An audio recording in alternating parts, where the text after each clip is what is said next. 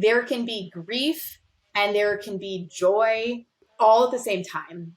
Like we can experience this huge spectrum of emotions and it's not mutually exclusive. You can be at your lowest of low and know that the high is right around the corner. But God, just getting there is hard. So many of these big feelings can coexist. And that is not limited to postpartum or pregnancy and those changes. Our bodies are going to change through our lifetime. They just will. So the body that you had before you're having babies, that wasn't going to stay with you anyway when you're 40, 50, 80, etc. Like things will just change. If we're lucky, right? We are freaking lucky. We'll have the opportunity to see our bodies change. If we're lucky, we won't be mentally the same person that we were 5 years ago or 10 years ago, if we are lucky.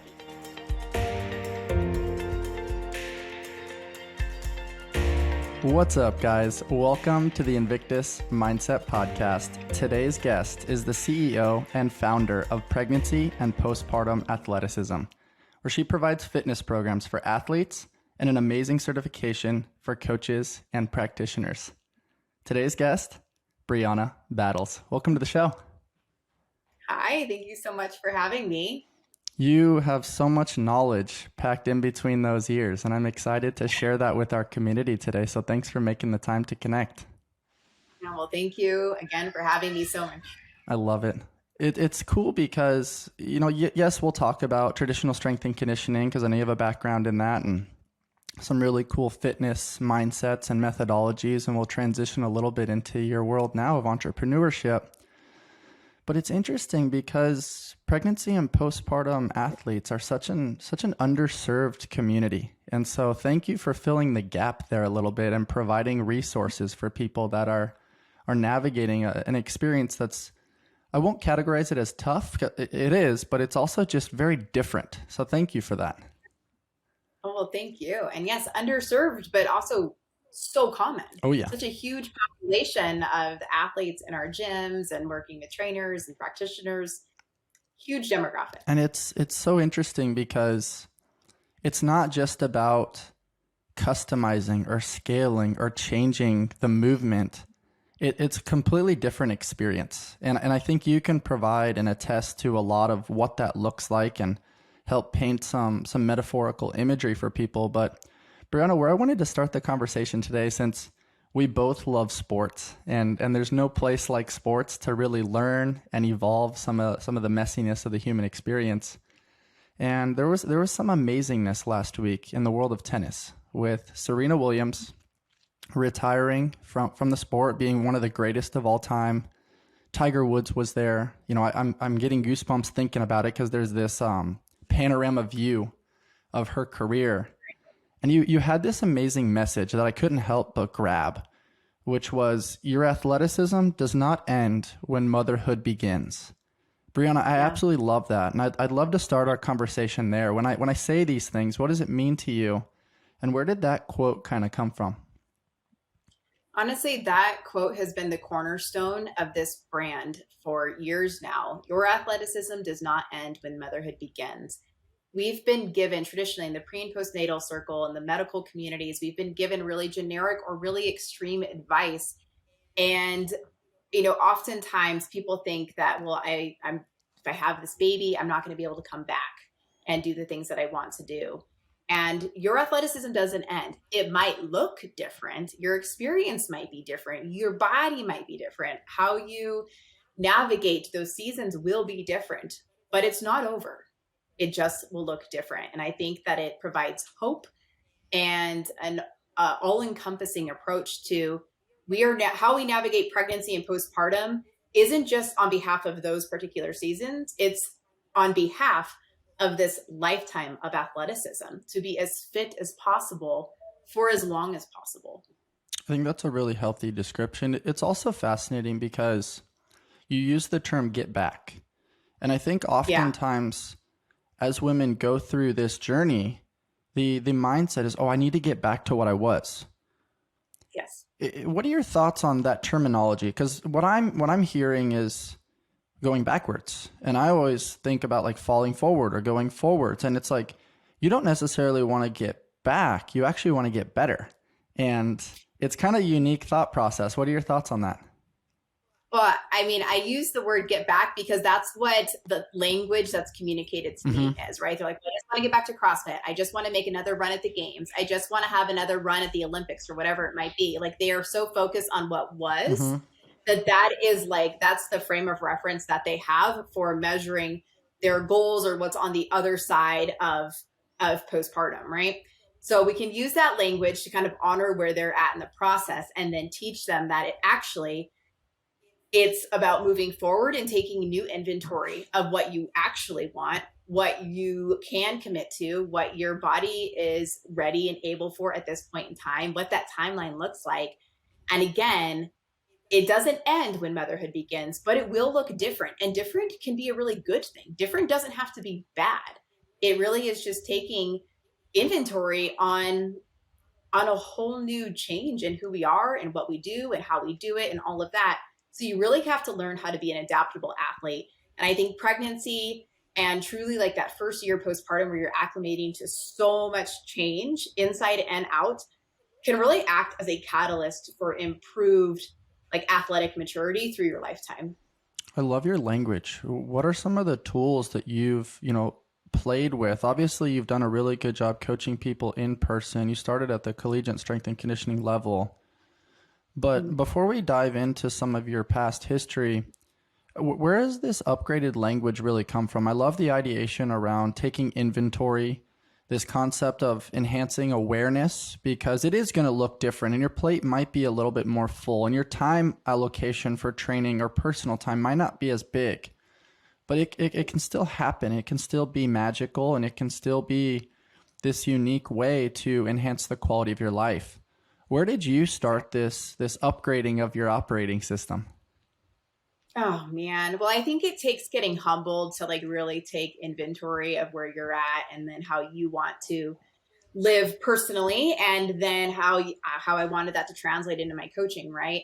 And so when I was a first time mom, a pregnant athlete, I really gravitated to the like, you're a badass and just do what you've always done. And almost like really centering my ego around what I was able to keep doing.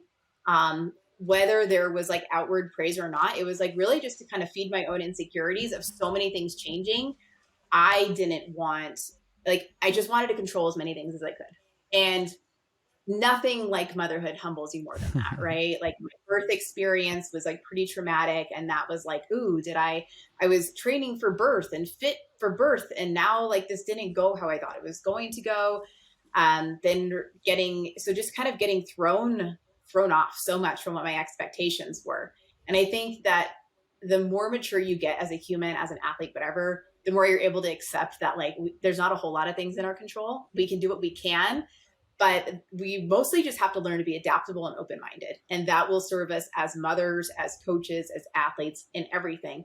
But sometimes it takes getting really humbled for that to happen. And so as I realized, like after that birth, my postpartum recovery, I realized what a huge gap there was and what I didn't know. And again, it was like this humbling experience, but I knew, and then I was like, the people I was trying to learn from, like, they didn't get me. Like, they didn't get what I wanted to do. They didn't get how I thought. Like, you got to know how to work with athletes, right? And so with that, to tie it all back, I mean, that comes with a very particular set of communication skills. Mm-hmm. And that's why like Brett and I are like, we really get along so well, is we value that because we know that if you really want to get buy-in and you want to help people and you want those people to trust you, I've been on the other end of being like, I don't trust that person. They don't get me. So you really have to use language and kind of learn how to meet people where they're at in order to guide them to where they want to be. And that's why, I think a lot of this big picture thinking, communication strategies, and really framing it outside of do this, don't do that, exercise modifications, breathe this way or don't. Like we really have to zoom out and really take inventory of how do we coach people? We show them what they want. Like, oh, you want to go to the Olympics, you want to go to the CrossFit Games, you want to, fight in the UFC at a year postpartum, like whatever that might be for you, let's reverse engineer that process. And in order to do that, how you communicate and how you frame that game plan, so to speak, is really what makes the biggest difference. It's so cool to hear you discuss these things because I've heard you say control what you can and adapt to the rest. And that's a challenging methodology because it's very truthful. And people want the step-by-step process. They're like, adapt, what does that mean? That's a very generic, broad, and inclusive term, but it's honest. It's like, what's the answer to the question? Well, it depends. Yeah. And what I really love is you discussed reverse engineering, right? It's really tough to have this step-by-step plan because life's messy. It's not just this linear periodization, even though strength and conditioning professionals would love that because it'd make program design really easy. 5 pounds every single week. Great. Trident Coffee is sponsoring this episode of the Invictus Mindset Podcast. My guys over at Trident taught me something really important this last year, that we are all a bundle of stories, both good and bad, and everything in between. At Trident, they're storytellers. All of their cold brews remind their customers that they are part of something bigger than themselves. They help create connections through symbology and storytelling that engage their customers on an emotional level, and this distinguishes them from other coffee brands. You can find Trident in Imperial Beach and in Coronado. They offer over 14 plus nitro cold brews along with dairy-free options. You can find the perfect brew and pair it with one of their treats from their keto bakery. All these options will allow you to support your health and fitness journey with Trident Coffee. They're more than just a coffee company. You can check them out over at tridentcoffee.com and use code Invictus20 for 20% off online and in tap rooms.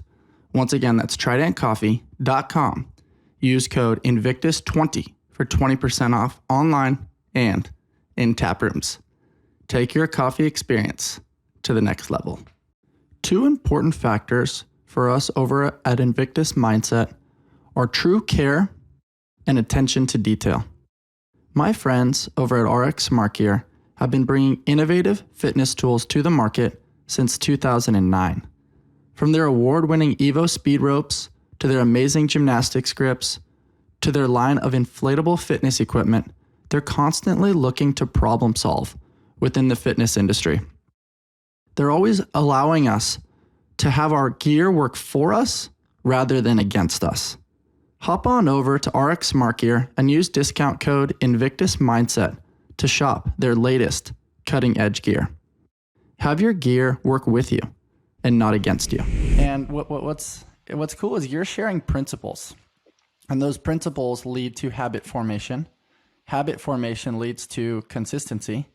Consistency moves the needle across a lifespan. And I really, really align with that and appreciate that, like, to the utmost. But what I'd like to unpack a little bit is, where did your journey kind of begin with strength and conditioning, and how did you develop this passion? Because you talked about creating buy-in. Well, for me, already you've created buy-in because I can tell you give a shit. I can hear the passion in your voice. I can hear you leaning in when I say certain words and then really digesting and really like giving true thought. You can't fake that. And if I was a consumer, I would be observing body language. I'd be looking at emotional intelligence. I'd be looking deeper than, okay, this person's selling me that I can get to my North Star. They're saying they can create a plan. Everybody's saying that. But there's intangibles in between the lines, and you provide those. Where did this passion for fitness and strength and conditioning start before the onset of pregnancy and postpartum athleticism? Yeah. I grew up swimming, playing water polo, California girl through and through. And that was very much a part of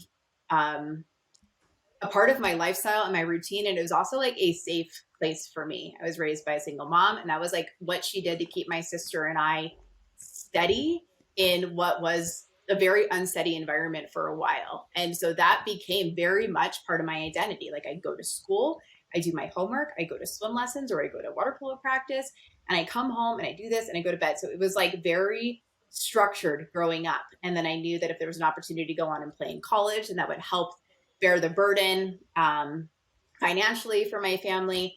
And like that was, sort of on the horizon of what I wanted to work towards. And like I think that structure of having fitness and sport be so embedded at a very young age and then get to a pretty high level in it. That's really what acted as a catalyst for getting interested in exercise physiology and how the body works. I also knew that I don't think well in um in like really intricate steps and processes. I like the big picture. So I could understand movement, I could understand sports, I could understand psychology, because these were like big picture things. And I knew that coaching and health and fitness were big picture concepts. And then we could reverse engineer a lot of like the nuances of it. And it was easier for me to understand and digest because it was so applicable to what I already knew and what I was doing, and would be in the realm of everything I wanted to keep doing professionally. That's very cool. How did you ultimately transition to collegiate strength and conditioning after being a high level athlete in the pool? Yeah, I mean, I worked actually in a couple different environments. I got my CSCS right away after graduating, because I knew that if I had that, it would give me the freedom to kind of do whatever I wanted within that field. So I worked, gosh, I did personal training. I worked in corporate wellness for a few years.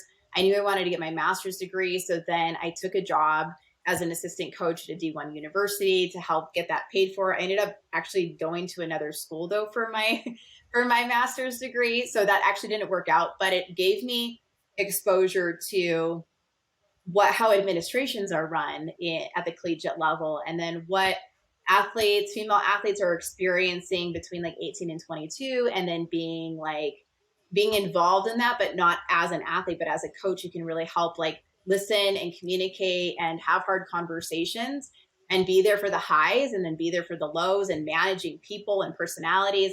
There was a lot of exposure that I got in my early 20s to um, so many different fitness and strength and conditioning and sport environments that I really feel like gave me this foundation um, for everything that's been built over the last 8 years or so. I just think it's so cool. I have a lot of people that are in school for kinesiology or exercise science, and there's always questions around, hey, what do I do to get to that level? How do I learn more? How do I evolve more? I mean, the answer is you got to try the different flavors. And it sounds like you Yeah. kind of went on that circuit trying to figure out what's the right fit. What can I learn here? How do I apply this and move it over here? And it's data collection. It's adding tools to the toolbox. And then along the Yeah. way, I asked previously, where'd you get your language? And it's like, well, you've accumulated it over the last few years through practice, through trial and error. And I think in this day and age where everything's become social media and online based, especially with the challenges of the COVID pandemic, everybody wants to jump straight online.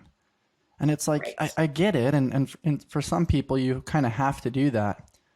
But you also have to go through the trenches. You need to be boots on the ground. You need to actually connect with humans that are in different elements of their journey and practice the art of, okay, I tried that cue with that athlete. It worked really well. I tried the same cue over here. Didn't work. I need to try something different. I need to meet them where they're at. I need to demonstrate tactile, use an audible cue, show a visual, video of some sort, try all these different Yeah. approaches. And I think that's how you develop the ability to call audibles and adapt and have these different things in your back pocket that you can pull out when they're needed most.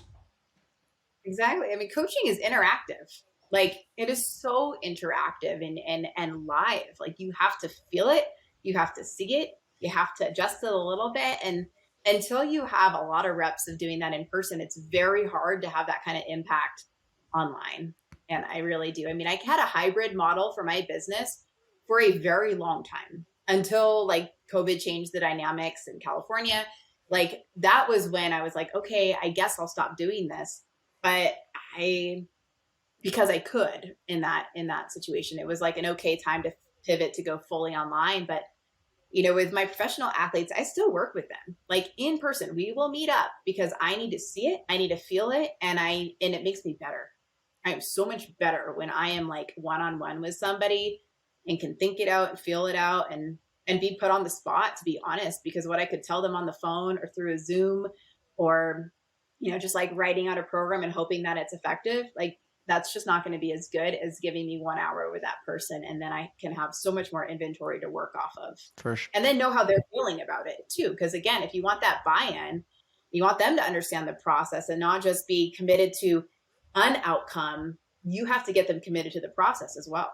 And it's so much more than just a transactional coaching relationship. It's the co-piloting of a lifestyle. There's so many variables that come along with it. You've consistently used the term buy-in, and I think there's a lot of healthcare practitioners out there. I think there's a lot of fitness professionals out there that they struggle with that. They have the knowledge and the expertise. They're like, man, I went to school for this many years and I've got, all these different certifications, but I can't seem to really get past that original wall. What are some of the unique tactics and strategies? Because for me, the buy-in comes from, as I mentioned, the true care and the passion. I can feel that. I can see it. I mean, I can feel it through the screen right now, which is fantastic. But I would argue that not everybody has that in this field. It's a true gift that you have found a very intimate and vulnerable way to share, which some people have that and some people are still evolving that element. But it's unique, this element of buy-in. It's hard to do, but when you figure it out and you are persistent to try, man, it can be magical. Yeah, absolutely. I think for getting buy-in, which I know a lot of people have tackled this topic, and I do not even pretend to be like the person for educating around this.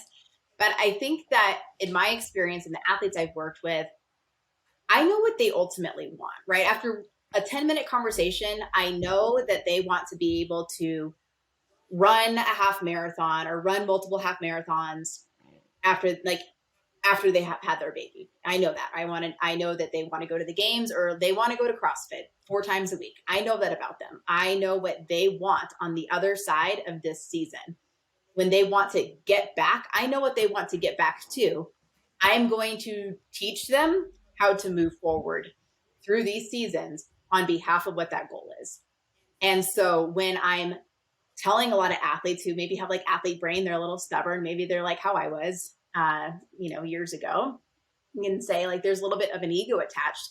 So we can deconstruct that piece and say, so like, if you want to do this when you are 6 months postpartum or a year postpartum, here's what I would advise for right now. And here's where I think that you're at in this transition or in this particular season of your postpartum or of your pregnancy. This is what I would advise. And then this is probably the most important part. Ultimately, it's your choice. This is what I'm advising, but you have an autonomous experience. You can make the choices that you feel are right for you. And then like it puts it on them. And then they're really feel like they're in control of their own choices. And one sentiment that my business works really hard at is eliminating the sentiment of, I wish I didn't, or I wish somebody would have told me, or why didn't I know? Because there are so many of us that felt really dismissed by the medical community or practitioners that really didn't get what we did or who we were, or coaches that were just like, yeah, just listen to your body. Like, it's fine. So there are so many people that are pissed. They're like, why didn't I know that this could happen or that I could feel like this or whatever? And that's where my coaching comes into play is I'm giving you some guidelines. I'm giving you a game plan that really honors what you actually want, not what you just want right now, but what you want long term. But how you get there is going to be your choice. I love the suggestive terminology as well, because it's not this authoritative, I'm talking down to you. It's providing a blueprint and guidelines to help steer people in the right direction, knowing that occasionally they'll fall off path and you'll be there to help support them in that endeavor as well. In this industry, it's just so interesting because our world is conditioned, probably from education to be like, memorize these things and then you'll get your thing. Follow these steps and you'll get your thing. And that's the cover of Men's Health. That's the cover of so many different things. I'll probably get backlash from those guys for saying that. But I think it's so interesting because that's just nuanced marketing. That's not truthful, authentic, like, yes, these steps could help. But I think the suggestive terminology is important, but it doesn't sell as well. So as you've transitioned to the world of entrepreneurship a little bit, how have you navigated that little gray area around, I want to be truthful, I want to authentically help people, but I also need to make a living? How have you navigated that? It's a great question. I just want to be really particular with how I answer this. I think from the beginning for me, I didn't set out on this to start a business. I kind of fell into like entrepreneurship. The origin was sharing my experience, what I had learned as an athlete, and then what I had continued to learn as a coach and what I was applying to the athletes I was coaching. And because of that, it has been so important to me to be truthful and to be a realist, because there are so many variables that are outside of our control during pregnancy and postpartum, like in particular, more so than honestly probably many other seasons in our fitness, many other things that we will face. These are very particular seasons that do need special attention. You're not fragile, but you're also not invincible. So how do we walk that line? Here is sort of the risks associated with pregnancy and postpartum, things that maybe you are more predisposed to. So again, it's touching on the why didn't anyone tell me sentiment. Well, you need to know what maybe you're like a bit more predisposed to right now. Just like we do when we're coaching and we know that an athlete has their knee cave in every single time they're doing a really heavy squat, like we can give them certain cues to say like, okay, like you're about to like blow out your knee and that's going to like really suck. So here's what we can do. Here's how we can scale back the movement. You can keep doing the movement, but we're going to do it differently. It's the same conversation, just applied to pregnancy and postpartum. And so I think when we can really like acknowledge that piece, it really helps with really getting that buy-in and that big picture of all of this. For sure. The other thing that's so interesting to me is most very successful entrepreneurs are giving others what they wish they had themselves. They're trying to go down memory lane, revisit and feel their tangible experience, and then think, okay, I've been in a similar place before. Now I want to provide tools and education for people to have a better experience than I once did. And I think there's a very humbling humanism to that. There's a courageous selflessness to it. And I do think it's important to note that, because it's really easy to, grab all the different educational tools and be like, I have the answer to the world's problems in this arena. But what's cool is like you've also personally experienced them. And as you were working as a collegiate strength and conditioning coach and about to have your first baby, what was that experience like when you ultimately realized like this isn't working for me anymore? This level or this arena of fitness is not conducive to my growing family and my changing lifestyle. That was a really hard choice because I felt like, well, this was my plan. This was supposed to be like the easier choice or route, is I could coach and be a mom. But I was at my absolute worst. Like I was so anxious. I was so depressed. I really wasn't in a supportive environment for the lifestyle that I wanted as a mom. And I felt like I was being forced to choose. And I didn't want to be forced into anything. I wanted to feel like I had control of my life, of my situation, and of what I wanted to do. So I just truly surrendered and said, like, this is not it for me anymore. I am okay not having a plan B right now. Fortunately for my brain, that didn't last very long. I kind of like rolled right into my plan B after resigning. But I just got to the point where I was like, it's okay that I don't know what's next. I just know that this is not what's next anymore. Let me jump in there real quick. I'm curious because I'm sure there's a lot of women in that same boat, but they get stuck, right? I have to provide for my family. The lifestyle that we live is so expensive and I need this income right now. Maternity leave is really challenging for many different women and occupations right now. Yeah. And the family dynamic of both parents working, a potential single parent situation. How did you develop the courage to take that leap and realize, okay, this isn't working for my lifestyle, the lifestyle that I want, the North Star, and I want to reverse engineer that, even if it's really challenging and scary and I can't really see the light at the end of the tunnel? This is what feels right. Like, how did you get to that? And what would you share for other women maybe going through the same thing that just kind of feel trapped? Yeah, that's a tough question because it really, there's one, a lot of privilege attached to the decision to step away from a career where you're going to take a financial hit. So to provide some context there, my husband, fortunately, was very supportive. He's a first responder, so it's not like there's crazy money coming in, but it was enough where we could say like we are stable enough, and it felt like an okay enough trade. Mm-hmm. And we were willing to take the hit and take some of the sacrifices. The other part is I was not getting paid a lot at all at that level, especially for the amount of work I was doing.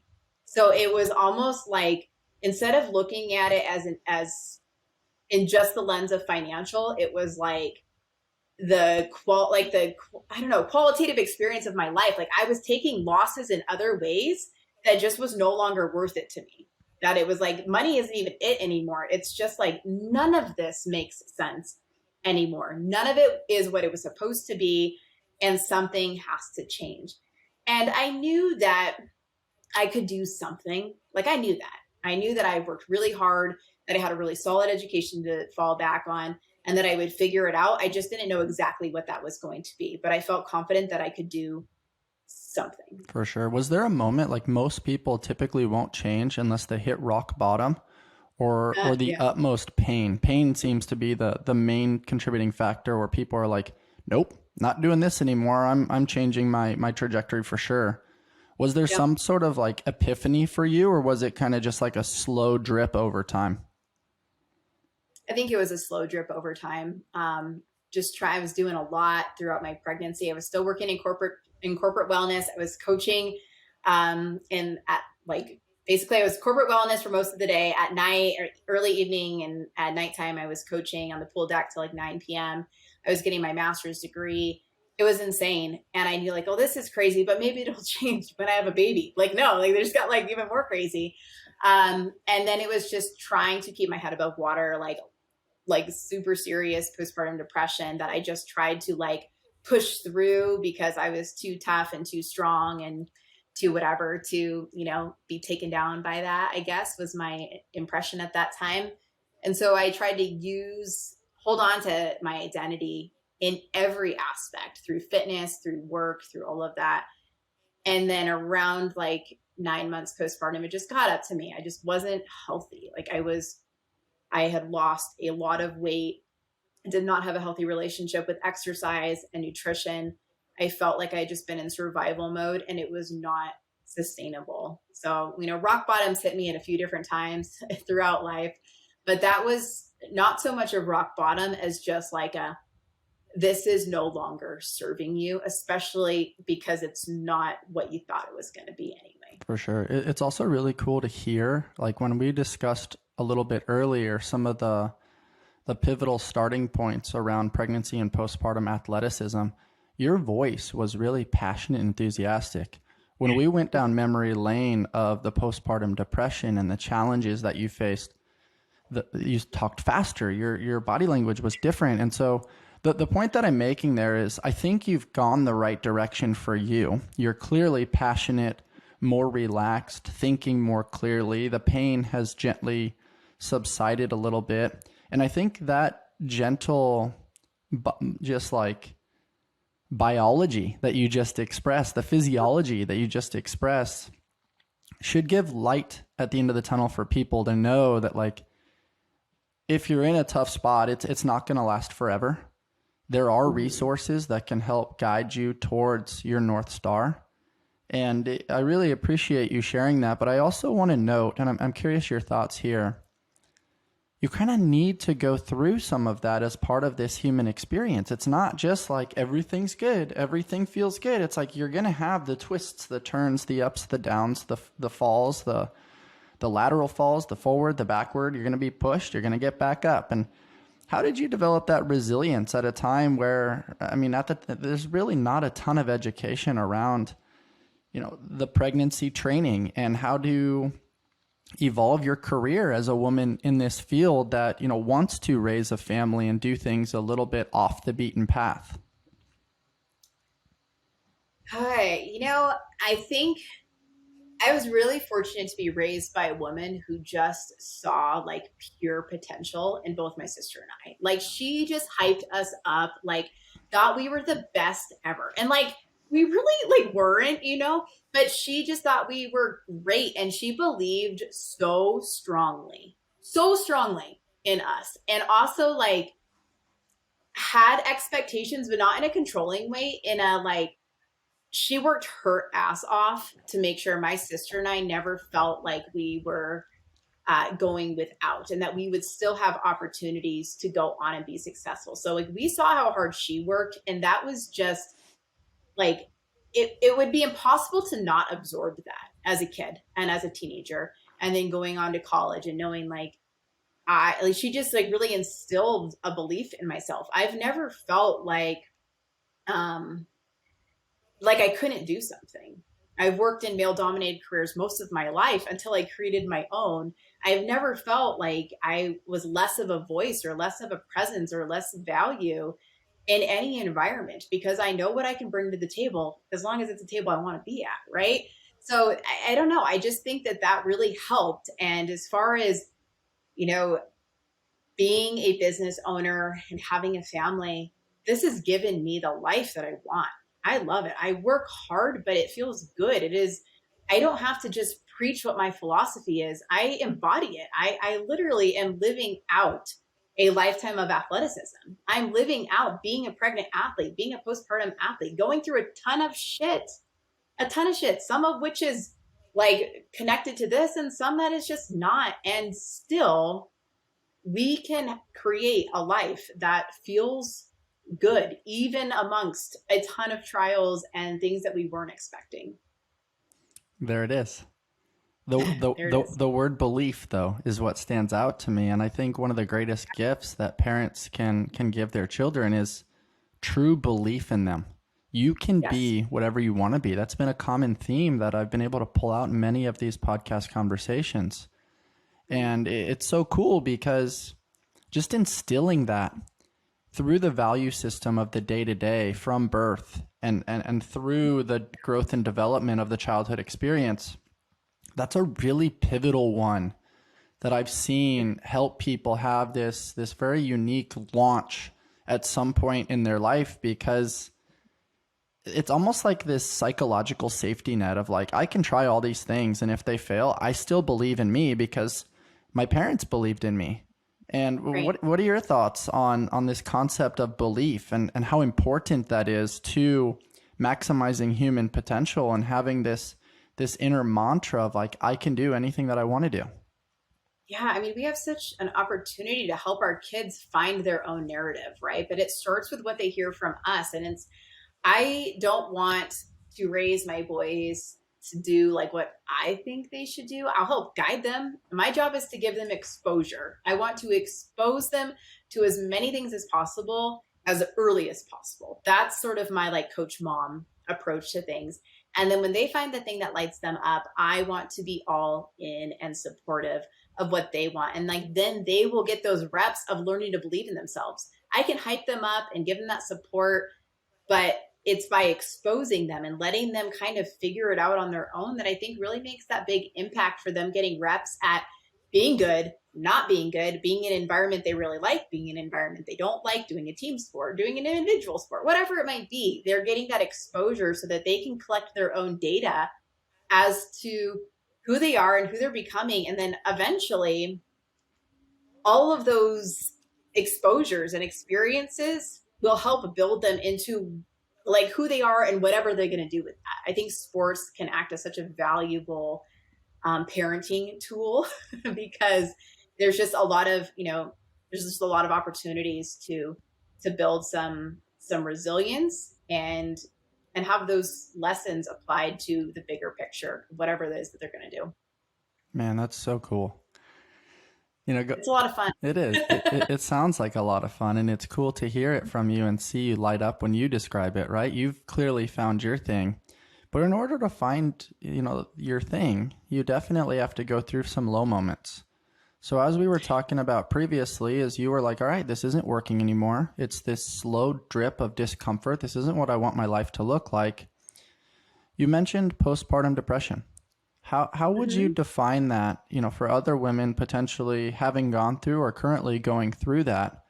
And what were some of the tools that you used that maybe you would suggest for guidance for others? Yeah, I think postpartum depression was the first time I experienced depression on the spectrum that it exists on. So that's probably the first thing to lead with is depression and anxiety really exists on a spectrum. And so severity and experience is going to look so different for people.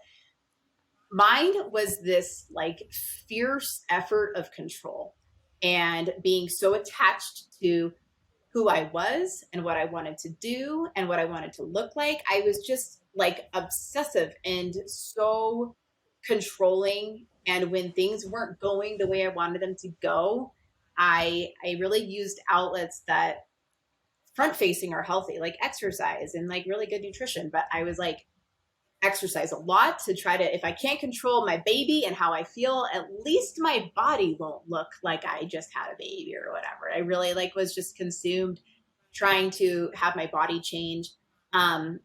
Cade, my firstborn, was just like coming off of a traumatic delivery. So I just felt like I had failed. And so when you enter motherhood in a kind of like traumatic sense, you're scattered. You're like, what the hell just happened? And so like, you're kind of entering it in a really, you're just kind of like predisposed. You're already like so vulnerable and broken feeling. And then you're handed this baby and it's like, figure it out. And so it's like nursing was hard. Recovery I just did it I was so unexpected. And I think that was the biggest thing is I just felt so caught off guard by how hard things were. I wasn't sleeping. He like wanted to move and be held all the time and like see what was going on. Like he needed all the stimulus. And now that he's like 9, I'm like, oh, that makes sense. Like who he was as a baby absolutely makes sense for like who he is as a human. It's mystery looking forward and science looking back. Oh my gosh, you're telling me. So it was like, it was just a lot. And I felt like I was trying so hard to hold on to who I was that I had no ability to figure out who I was becoming. None. It was not, I just couldn't go there yet. And it wasn't until a lot of things shifted and changed. And frankly, I was able to get out of the trenches of not sleeping. So it wasn't until like 9 months or so postpartum that I was like, oh God, like I was angry, mostly angry. And then I was compulsive with being kind of like masking how I felt by what I was able to do. If I could just be more productive and get into the gym and get back to work and do all these things and just like look like a badass, then like that's going to mask how I actually feel on the inside. So that's why I talk so much about the psychology portion of working with this population, because it is, I mean, if we don't address what's happening up here first, like in your brain throughout this entire transformational season, the exercise modifications and guidance, that doesn't mean anything. For sure. It won't mean anything. We understand the motivations behind it.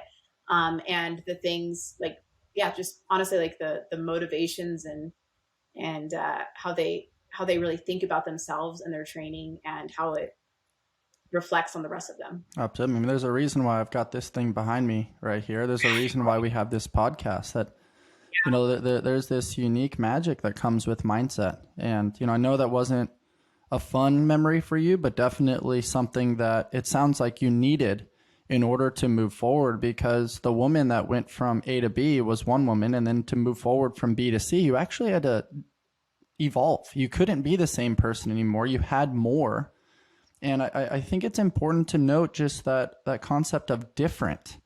And I think that's hard to grasp sometimes. But then you also mentioned you had this level of anger, and you were trying to mask and deflect and bury some of the true feelings through exercise. I think many people use exercise in that way. That's why it's sometimes viewed as therapy, because things can come out or things can be put away. And so the intention behind it, I think, is really important. This episode is brought to you by Mush. My friends over at Mush created an incredibly cool product of ready-to-eat overnight oats. And for those of you that listen to the podcast often, simplicity is the ultimate sophistication. And Mush has done just that, as their products have no more than 7 clean ingredients that are dairy-free, gluten-free, with no added sugar. Mush started right here at Invictus, as they had a vision to create convenient, healthy, and clean nutrition. And this landed them on Shark Tank, where the famous Mark Cuban invested in them. Now they're found in retailers all over the country, including Costco, Sprouts, Target, and Whole Foods. Check out my friends over at www.eatmush.com. Breathing, movement, circulation, digestion. What do all these body functions have in common? Our muscles. There are over 600 muscles in the human body that are responsible for supporting our daily activities. That's why your muscle health is incredibly important. On this podcast, I always discuss seeking our peak expression and striving to maximize our human potential. And so I try to share with you the top products that I find on the market. My H&B is a clinically proven ingredient that has been shown to help build and maintain lean muscle mass, increase strength, improve recovery, and enhance body composition. Learn more about your muscle health at myhmb.com/Invictus. Once again, that's myhmb.com/Invictus. Enhance your muscle health and enhance your life. But I also want to note, you didn't mention the usage of pharmaceutical drugs throughout this process. And so I'm curious, to explore your thoughts on some of that in relation to depression and anxiety. But first and foremost, you did mention sleep. And that's a huge one where if people are going through a hard time, they're in this transformation from one identity to another, maybe between careers or going through financial hardship or a breakup, it's like, well, more often than not, you're seeking dopamine. So it's probably lack of sleep, maybe some poor choices as far as health and lifestyle habits. The other thing is getting exposure to elements, getting in the sunlight, feeling the wind, the heat, the cool, whatever that looks like in the arena or demographic of location. If those aren't possible, it's like get into some warm water, some cold water. Be more human. Expose yourself to these things that are out there. What are your thoughts on some of these tools? And, after that, what are your thoughts on some of the pharmaceutical applications? And, I'm sure some of them help and then some of them can be incredibly dangerous. Yeah, this is a little loaded one. I'll start with personal experience. I wish I would have gotten help, at least through the help of a therapist, to be able to kind of process a traumatic birth and process the shift in identity that occurs. And I think that is helpful for all new moms, because it is, regardless of if your birth was like, it could be great or it could be like really traumatic, there's still a lot of processing of like this new identity that you're taking on, of responsibility, and how much your lifestyle changes. Again, change doesn't have to be bad, but it's certainly different. Like, it's going to be different. It can be a steep learning curve. And there can be some grief attached to that. So I definitely wish I would have talked to a therapist earlier. I am grateful that I talked with a therapist when I really recognized I had some stuff I needed to unpack, and like talking to my sister and my mom and my husband just like wasn't enough. They were too connected. And my sister's a therapist. My sister has her doctorate in psychology, and still, and the whole time she was like, Brianna, like, I really think you should talk to someone. And I was like, I'm fine, So I wish that I would have been really proactive with that. And with my second pregnancy, I did talk to a therapist through my pregnancy and postpartum experience, and it made a significant difference because I adjusted my own expectations. I went in as such a different human. I wasn't rigid in what I wanted. I was just a lot more open-minded to the experience. Anxious, yes. Afraid, yes. And also changed. And I knew that what wasn't going to be what was going to happen again. There might be similarities, but there will absolutely be differences. And I was different. So that was really powerful. As far as incorporating some of the elements, gosh, there's so much opportunity there, right? And when you are a new mom, you can barely get by. Like, you are just trying to survive. So it's very hard to tell a new mom who hasn't slept, like, well, you should like just get some more sleep, or to do like some non-sleep deep rest, or just like go on a walk. And it's like, shit, we're trying. or like we need to take an ice bath or get in a sauna. Like these are all great concepts. And again, when you're in the trenches of postpartum, like those extras are so hard to incorporate in a really practical way. It's just really hard mentally, accessibility wise, and just like you're responsible for a tiny human.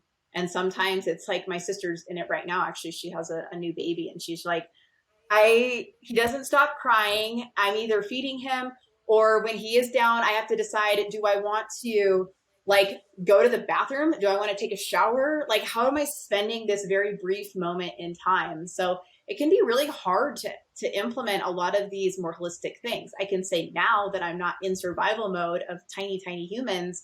My kids are a little bit older. There's a lot of lifestyle practices that I do implement to help manage my mental health, because postpartum depression is one season. And in some ways, it kind of prepares you for all of the unexpected, hard, challenging seasons to come. Because like I've been there before. I've been low, and that wasn't the like last time I was gonna be in a really hard place again mentally. But now I have different tools. I have deeper self-awareness. I know what I need to do because I know how I don't ever want to feel again. And I can incorporate some tools that are a little bit more realistic for the human and the life I'm in now. I did not personally use pharmaceuticals. I've been able to manage without. And I think that there's a lot of stigma and shame there, and they can be extremely helpful for some people. And it doesn't have to be a lifetime of being on them. Sometimes it really is a seasonal situation, and that has to be, I would address the whole person approach first, just like I do with coaching, is like, what kind of things can we factor in to get you more support, therapy, getting a walk outside, getting some alone time, calling in whatever support you can when you're a new mom, not being afraid to ask for help. When you go to the gym, ask your coach to hold your baby so that you don't have to do every single thing with your baby right on you or near you, like where you have a little glimpse of freedom, a little glimpse at who you were and what you want to do, so that you're not totally losing your identity. It's evolving, it's shifting, it's changing, but you are calling in the resources that are actually available to you. And again, that looks absolutely different for so many different people. But if we can try to bring in some of the holistic approaches to managing our mental health, and if we're still really struggling, then absolutely do what you need to do to be a thriving mom. And that looks different for everybody. But if you torture yourself and you're struggling, you will look back and regret not taking the action out of like your own ego kind of got in the way. Mm-hmm. And I know I can look back at my first year of motherhood and be like, God, like, for example, I wish I would have given Cade formula. I think he was hungry, but I was so hell-bent on like exclusively breastfeeding that like it just was torture for all of us. And now I'm like, God, why didn't I just give him like a little bit? That probably would have helped his temperament a whole lot. But it was my own ego that didn't let me. So I think that we just really have to like assess the whole picture and what our motivations are, what our barriers are, and then like what's actually within our control. And then if it's not in our control, what can we do about it? Who can we solicit support from? You have a gift, Brianna. Yeah. This unique ability to picture paint. What I really love is the whole human approach. But the other thing I really appreciated was, I'm biased. I work in the health and fitness industry. It's really easy for me to throw out holistic approaches. But what I love about conversations, and I think this mindset can really be applied to our all or nothing or black or white mindsets that we see in the world with politics and all these other things going on, is we can stay malleable as humans. I think you just provided me with such unique perspective around, you're right, Bryce, going for a walk will help. But it's freaking hard when I'm trying to decide if I'm going to go to the bathroom or if I'm trying to shower or if I've got all this noise going on in my head. And so, or if I have a baby who's going to scream his head off the whole time he's in a stroller, yep. or a toddler who's doing this. And it's like survival mode just breaks you down, and it doesn't last forever. So it's like, what tools can we incorporate? Like little highlights of like that holistic approach. We're not going to get all of them. That's not practical, but we can get some. Mm-hmm. We can get some. Yeah, I think you categorized it really well, and I really appreciate just I'm very curious, and so I want to understand what you went through and how how this can relate to what other people are going through. But I really want to share and highlight for others to remain open minded because some of the advice given won't work, some of it will work, and just having that really Right. malleable brain and not this very shielded all or nothing. I'm right, you're wrong. It's variable. And what I'm curious about next, Brianna, is many men are going to want to fix, right? They're going to see their wife hurting. They're going to see problems with the baby, and they're going to jump in and be like, how can I fix it? Let's do this. Let's do that. And it's this very solution oriented thing that might not feel compassionate, might not feel empathetic, might create a little bit of animosity between the couple. Intimacy is obviously going to be different at that time. How did you navigate your relationship with your husband, and what would you suggest to other couples that are potentially going through the same thing?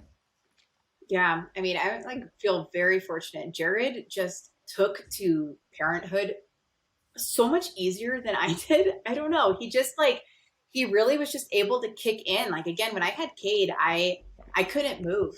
I was reliant on him to lift me, to take me to the bathroom, to set me down, to like things that are were like so embarrassing at the time, even though we'd been married for years. It was like, oh my God, this is just so vulnerable and like I'm so self-sufficient. I hate being so dependent on people. But he really took to fatherhood and nurturing me well. And that's what I needed. I didn't need him to just love my baby. Of course he loved him. But I needed to know that he, was able to really take care of me. And thankfully, he did a great job of that. So I would say that relationship wise, it makes a really big difference when like or there's like less resentment that can be involved at least initially when there's care for the mom where the mom is not forgotten about because so many times moms are like okay we're nursing we're doing this and we're the only one who can do this and that and you kind of build up that resentment because you're the one with the boobs who is like taking care of this baby right so I think if the partner can step in and try to provide support for the mom that makes a world of difference and then just like equal equal split on responsibilities. Like it wasn't just my job to take care of my son, and it's still not. He is very much responsible for trying to manage the load of parenting. It's not just on me. It's not just on him. Some days it is more on me. I'm more the default parent. Other times it's more on him. And so really having those clear conversations and expectations outlined in the beginning helps. And there will still probably be a lot of times of resentment because a lot just does fall on you. And so keeping those lines of communication open of expectation and struggles is really helpful. I feel like expectation has been a popular theme for us today, and not just expectation from a partner or business partner or business, but also expectation from self and understanding that awareness and appreciation can kind of help the expectation dance a little bit. Yeah. I really appreciate you sharing all these things because, I mean, having a baby is a whole family experience.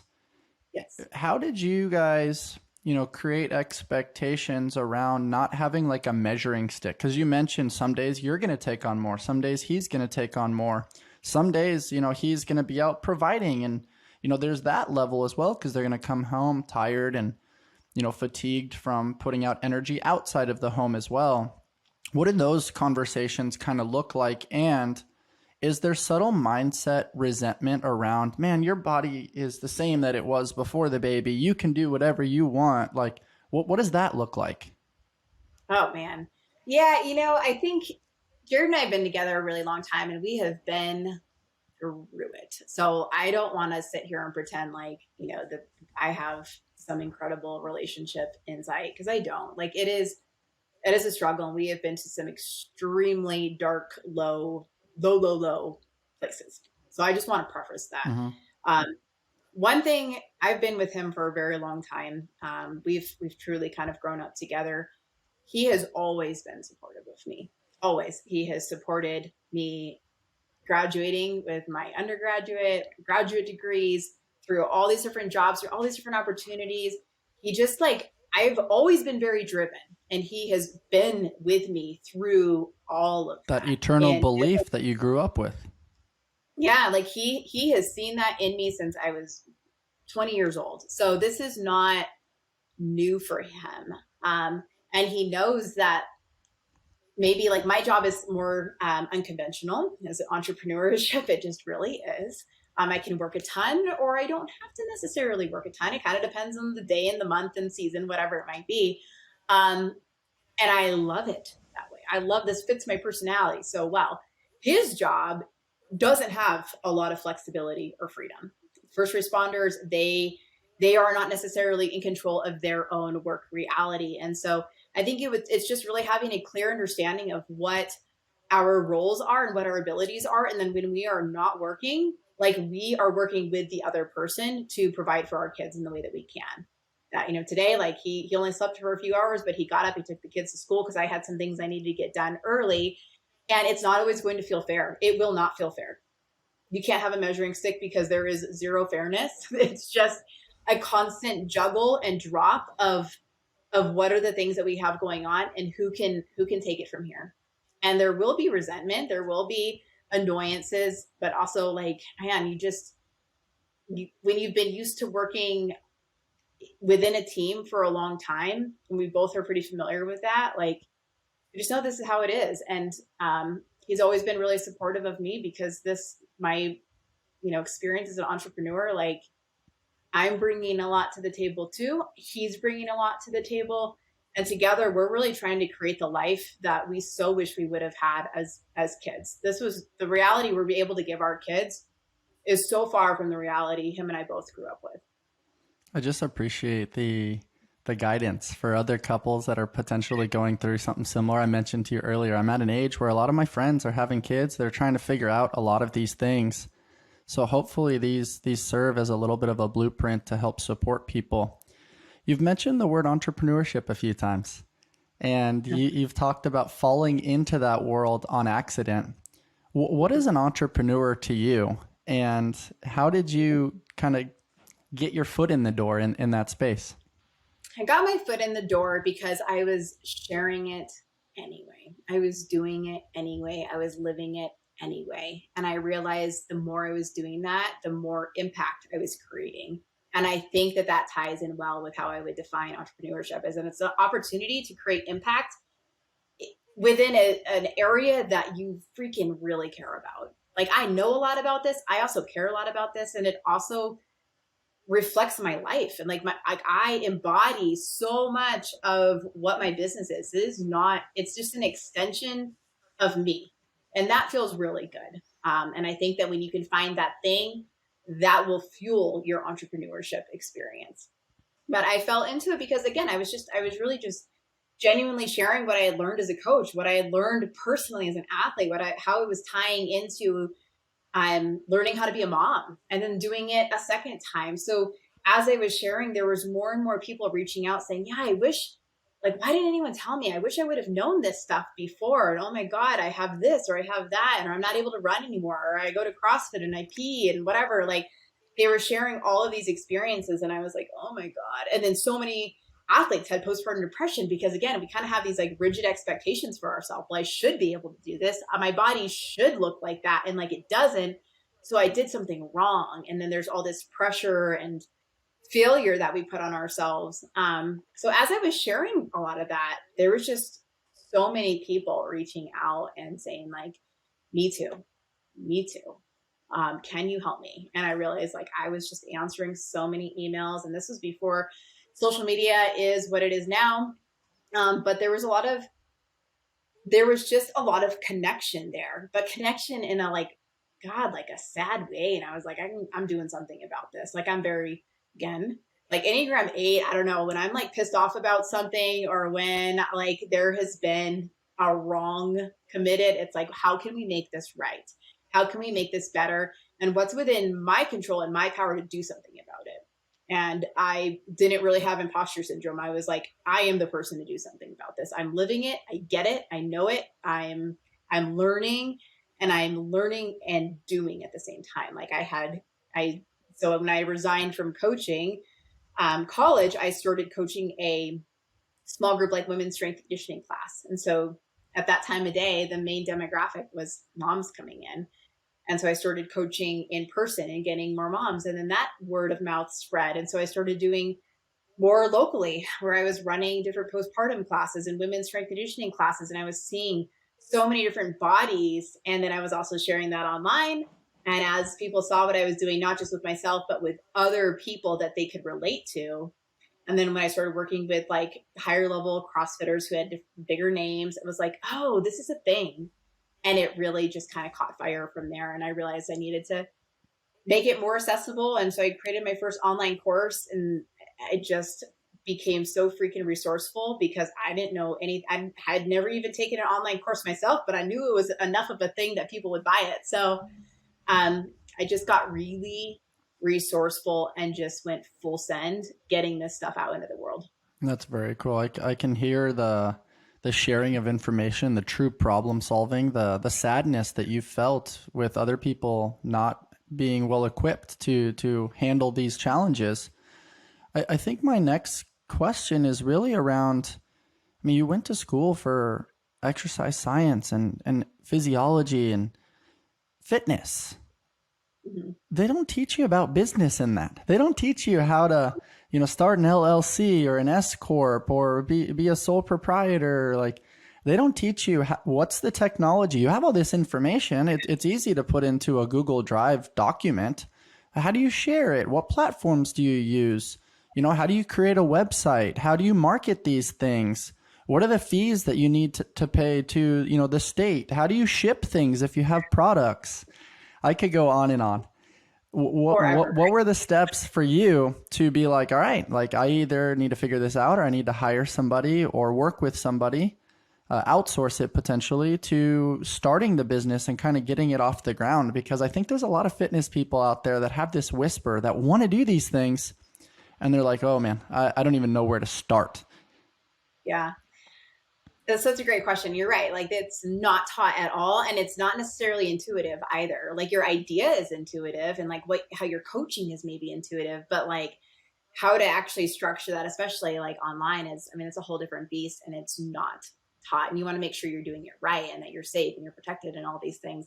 So I think a big thing for me was I was making some money, not a lot, from coaching in person. And I had at least known enough to set up like a separate bank account. And so anything that and my overhead was like nothing, because the gym owner felt so bad for me that he was like, I'm not even going to charge you rent. Like, girl, you can just do your little coaching thing. It's cute. Like, it's fine. Let's just see what happens, So like I really didn't have overhead, which was nice. And I was stoked. I was stoked to make like $300 a month. Like, I was like, that's fine. And then like it grew a little bit more and grew a little bit more. But I had enough in that account that when I wanted to take it online, I was like, okay, I don't know how to build an online course. I can make a PowerPoint though. And I got connected with a freelancer who was super cool. And he is like, yeah, I can help you with this. And again, he felt bad for me because I just was this like girl with a big idea. And, I was able to take from that account to build out this online course. And it was like so bare bones and everything in the beginning with online business. Like, I didn't know I needed an email list, nothing. I launched my coach course 5 years ago with no email list, just to like, for some clarity here. So I was like a rookie for a very long time with so much of this, but I knew I needed to bring in reinforcements, right? Because when you are used to coaching and you're used to a team, like there are different role players for reasons. And I knew that I really needed to bring in people within their own area of expertise, and that would help me. It would save me time. And I had zero interest or ability in really figuring out all of like the tech ends and intricacies of that stuff. I had people that just straight up helped me that were friends, and they got me some like basics. But again, it was doing the true visionary work of putting this stuff out in the world for free. Even before that was like a normal recommendation in the marketing world. Like just sharing content, putting stuff out there for free, giving what I knew away, because I wasn't selling anything. I was genuinely sharing because I cared. And then once it was time to start selling, it was pretty natural because it was like, well, hey guys, I made the thing that you've been like asking for. So here it is. And that has been the story of my business, and any product, any program that I've created has been a result of, this is what you wanted. This is what I've been sharing anyway, not just for the last 6 weeks, but for like the last 6 years. Like this, it's been consistent storytelling and sharing and giving away so much, because it is important, because it does need to be more accessible, because they're not being told that by their doctors or by their coaches or by their practitioners, whoever. So it does have to be accessible, and we can create a lot there and keep sharing. And then when I decided to hire my first person to help me, I had just launched the coaching certification for the first time. I was about to have my second baby, so that was like a really solid deadline I had to work up against. And I knew that I did not know enough about tech to be in like maternity mode when people were having customer support issues. So I knew I needed to hire like a VA, and I found one who was as versatile as possible. I was like, I need versatility. She's got to like be able to do a lot of different things, because I don't even really know what I need. I just need someone who can handle this. And I knew that even if I didn't like her rate, I told myself, even if I can't afford this long term, like I know that this would be a couple tanks of gas and a Costco trip and this. So if I have to pull from my personal life, I can swing it and it'll be worth it. And fortunately, the coach certification, even without an email list, really took off and did very well. And I was so grateful that I could hire her, have a little bit of support, have a different kind of maternity leave than I did the first time. And that was really a catalyst for how my business has grown from that point forward. That's super cool. I like hearing the sacrifice that goes into it too, of lifestyle adjustment to, have a little bit more income so you can have resources and the support that you need in order to have some help to grow, to scale. And, that I think that's my next question. How have you learned to scale over time? Because in the beginning, it's just you. And then Yeah. you learned, okay, it's time for me to hire somebody with some versatility. How have you kind of learned to expand? Obviously sharing your story on podcasts like this, connecting with the Art of Coaching crew and Brett Bartholomew and doing speaking engagements is really cool. And then obviously finding a niche within a very underserved, as you mentioned, very common demographic of postpartum and pregnant women. How have you kind of learned to scale over time? Being freaking consistent and caring consistently over time. I think that's really the key to scaling, is like keep showing up. There's so much value in showing up. And then just like when you're building out a team and you're recruiting, you're like, oh, I know that the game and our we will improve if we have this kind of role player. Like, right? Like if we're trying to get better, then I need to recruit this kind of person. And I'm like building my team, and it's the same as business. I think there's so many parallels between coaching and being an athlete and being an entrepreneur. And I think it's very clear to me as the business gets bigger, and for me to fulfill all of my ideas, which are incessant, I need the ability to do those things, because I know my role. I know where I can take this thing, but I need the reinforcement of people that have different skill sets than me to back that up. And it is so scary, because I was like, oh God, can I afford this? Like, I don't know. Like, what if people stop caring, what if this all goes away tomorrow? Like, I don't know if that ever fully goes away for entrepreneurs. But I think you just start to bring in pieces. And if you're bringing in the right pieces, they will be an asset to your business. They will improve your business. You will make more money because you have people that are working to take it to the next level. So that if you're building your team really strategically and keeping it lean, and then giving it time to really make sure that you have that solid ROI, and with the investment being, the human investment, then, and that's good. I mean, that is what will scale it to the next level. And you'll start to get that data and know, like, yeah, once I hired this role, or once we started doing this, or once we implemented that strategy, we are now able to measure month after month or year after year, whatever it might be. And this is what our goals are, and really start looking at some of the things that I always ignored. I was like, I'm just having a good time doing this. And then, you get some exposure. I also have a business coach now, so she holds me a little bit more accountable. And I have a COO. I've really tried to build out my team so that I can do what I'm good at and what I enjoy and the role that only I can do. No one else can do what I do. And that's, I mean, that is probably the biggest blessing. It's just cool to hear how entrepreneurship unlocks new levels. You're saying terms like ROI, return on investment. You've clearly developed financial literacy along the way. I'm sure you've understood tax law a little bit better, and budgeting and yeah, right. Isn't the textbook like thousands of pages? It's very challenging and it's always changing. But it's just interesting in the world of business to understand. You're not just managing a product anymore. Now you're managing people. Now you're managing the dollars and cents behind the scenes. And, there's a lot of different lanes to play in. And you're kind of zooming out and overseeing the big picture, which I know you love to do. It's really cool. I appreciate your authenticity and sharing all this. I have some quick hitters for us, that I'd love to elaborate a little bit on around the mindset and the psychology that you've done such a great job describing for us today. And I'm pulling some of these from some of it's from your website, some from your Instagrams. And, the first thing that comes to mind is I've never in my life felt further from myself than I am right now.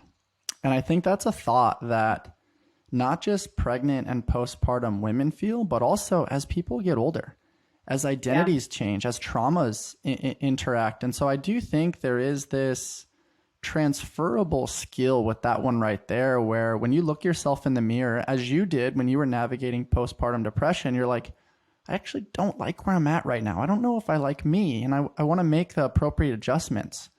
When I say that line, what comes to mind? Well, that was from one of the athletes that I'm coaching right now. And, it's just, again, beautiful, super athletic, like really successful woman. And then you have a baby or you have your fifth baby and you can just get thrown and you don't really know who you are and you don't feel like yourself. And even though we can tell ourselves it's a pretty temporary season, there's a lot of grief attached to I'm not who and what I was, no matter what.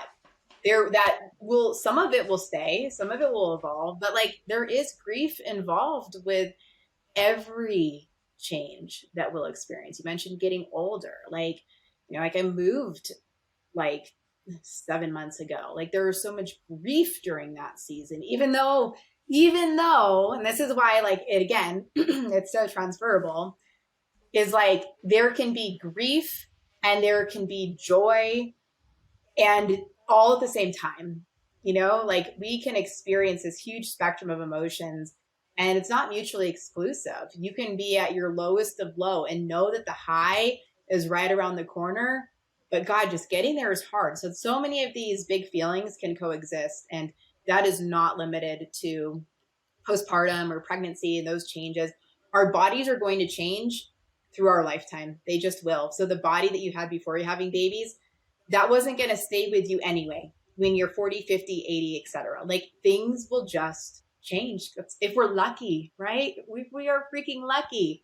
We'll have the opportunity to see our bodies change. If we're lucky, we won't be mentally the same person that we were 5 years ago or 10 years ago, if we are lucky. So the more we can really like reframe, like this is actually a good thing. These seasons act as a catalyst. Then you don't feel like yourself right now. And that's because you're like in this hugely like transformative season in your life. And it just becomes very glaring because so many things have changed all at the same time. Sometimes there's more subtle life changes. Other times there are bombs that go off. And I feel like parenthood is one of the bombs.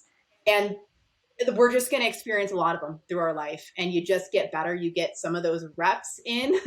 And parenthood is one of those reps that you get in at navigating a huge change and loss where grief and joy can coexist. Yeah, for sure. It's interesting because change is so scary, but it's so important and can be very, very positive as well.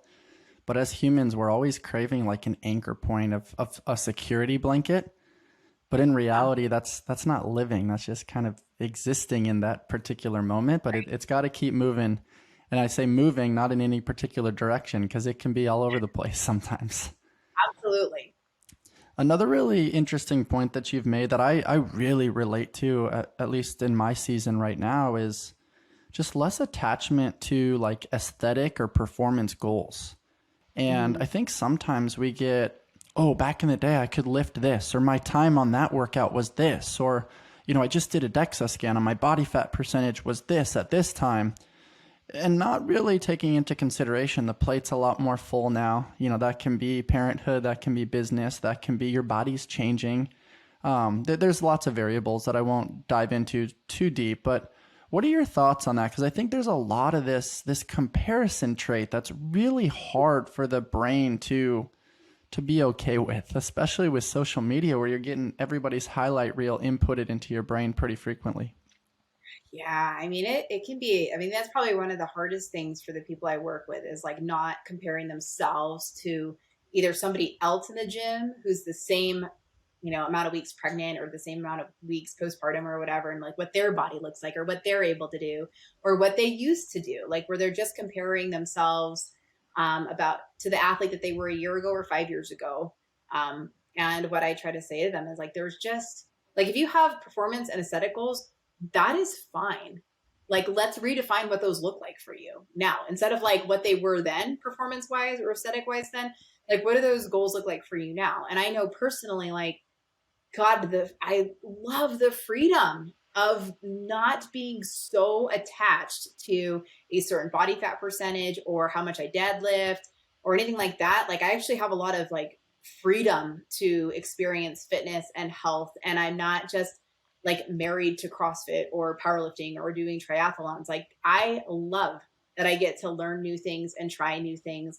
And I think I'm actually a better athlete now in my 30s than I ever was in my 20s. And that's because I'm a more versatile and adaptable athlete that is putting my ego aside so that I can learn new things and try new things and not have to be the best and not even have to be good.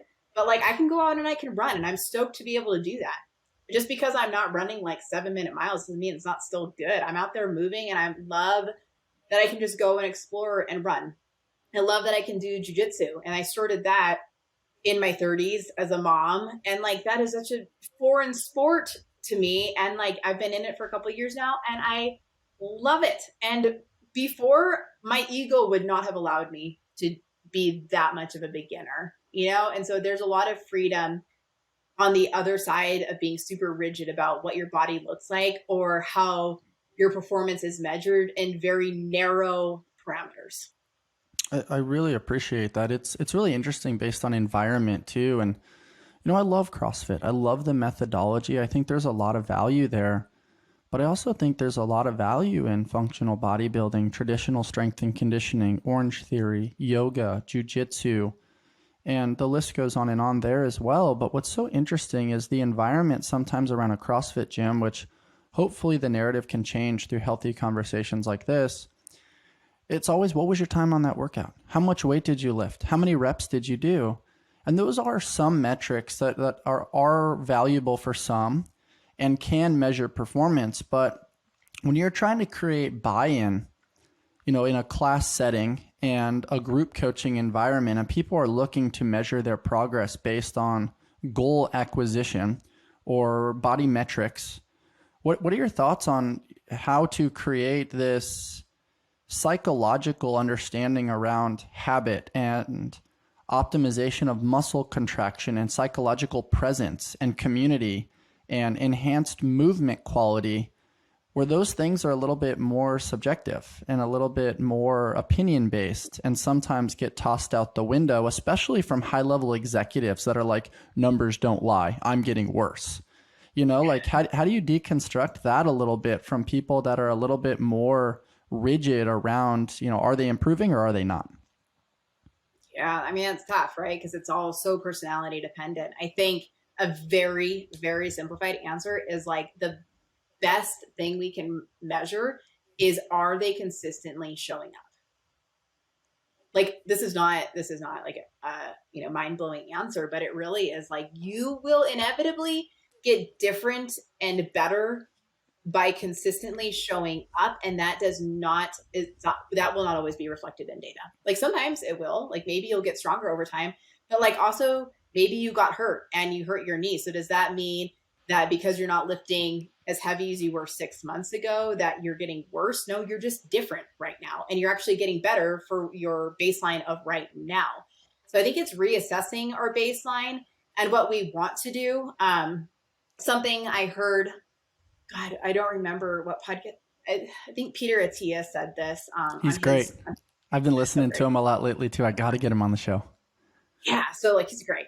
He talked about like what you want your last decade of life to look like, and I think in a CrossFit gym, this could be such a really intuitive conversation to have, because I think so many people aren't just doing it to have a better Fran time or deadlift or whatever. They're really doing it to just like pursue the functional fitness avenue of it. And so if we can frame it in that lifetime of athleticism conversation, in the what do you want your last decade of life to look like? How do you want to feel when you're playing with your grandkids? We can't control everything that happens to us, right? We can't. We cannot control injuries and sickness and disease. Like there's so many things that we might have some touch on, but not all. So what can we do right now to be present in our body and to reassess our baseline? And are we enjoying it?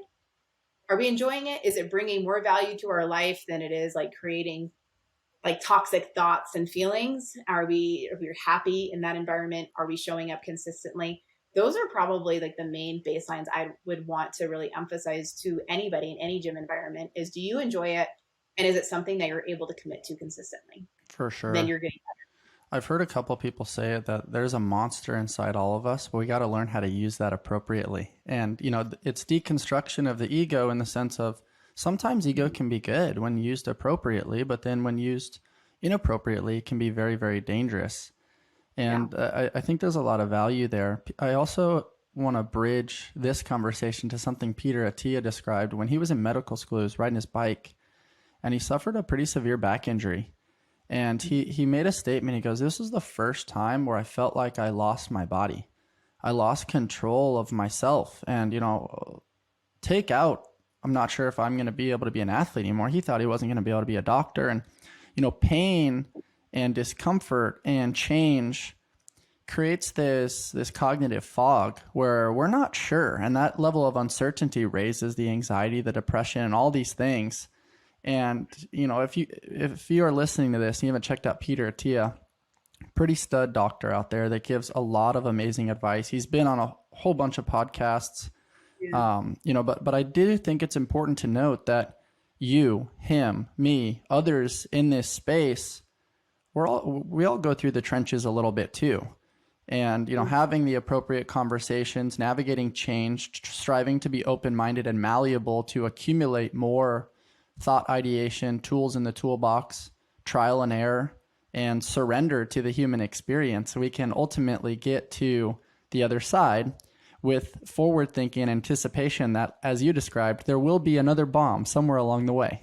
there just will. And then the more adaptable you are to that, to knowing like, I know that I'm resilient enough to figure this out, even if everything looks different. Like there's a core part of you that will grow with you and will stay.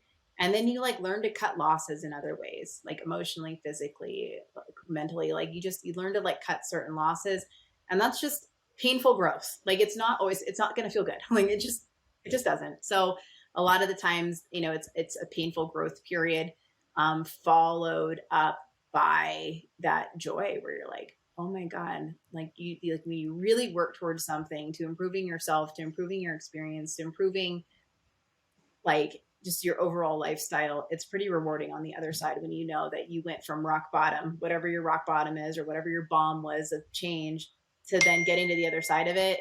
It just makes a really significant difference in how you feel moving forward. And you get reps of being uncomfortable and learning how to get a little bit more comfortable during that season.